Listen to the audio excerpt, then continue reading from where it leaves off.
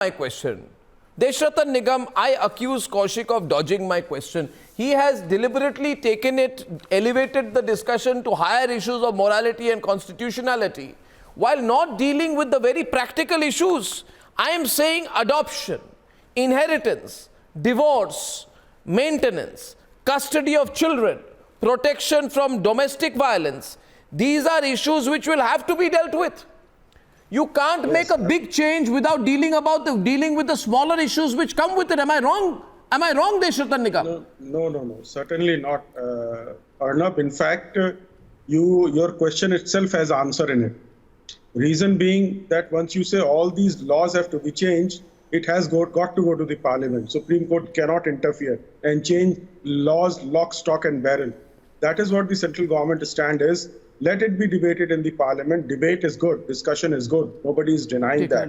And that has to take place. You know, the number of laws that you have quoted, one can quote, similar number of other laws as well, which need to be changed. Who will change it?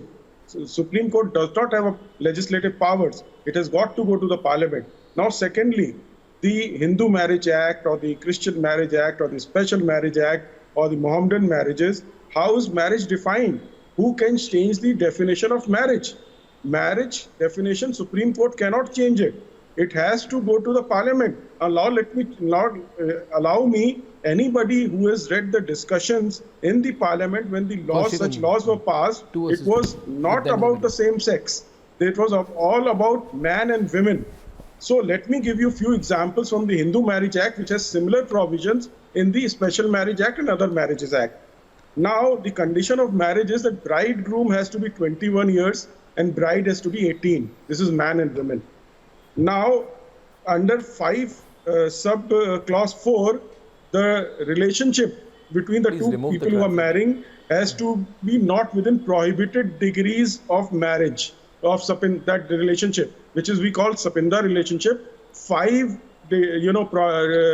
5-degree difference has to be there between the person. Now, third, who can file for restitution of conjugal rights? What is restitution of conjugal right? It's sexual intercourse. Now, third, let me tell you, who can file for divorce? It says, section 13, husband or wife can file petition. And this is what the discussion had taken place in the Parliament. The intention of the Parliament at that point of time was that between two biological Mr. Nigam, 1 minute. Mr. Nigam, what you're telling me is how many years back? 30 years back, 40 years back, 50 years back, 60 years back.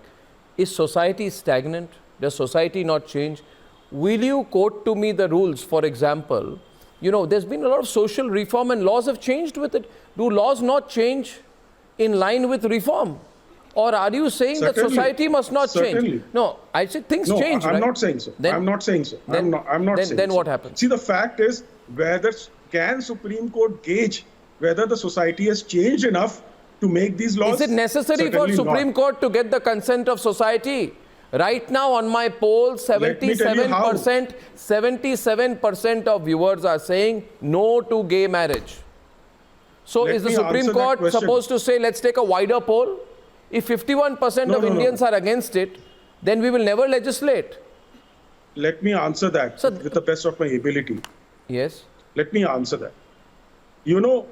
Supreme Court does not go into the polls or the opinions, whether it is on any TV channel or any referendum done by a popular organization or not. Supreme Court, that's not the forte or domain of Supreme Court. It has to interpret the law. Now, where do you gauge the will of the people? In the Parliament. Whatever system of democracy we have chosen. So then was the will of the people, was the decriminalization of gay sex wrong by that logic? There was no will of the people logic behind. 1 minute, I just want to get a counter from Vijanti. She's been wanting to come into this debate, by the way, viewers. 78% right now against gay marriage. Vijanti. Yes. Yes. So our rights, our fundamental rights are not up for debate. They're definitely not up for debate. People people who partake in these polls are themselves perhaps not aware.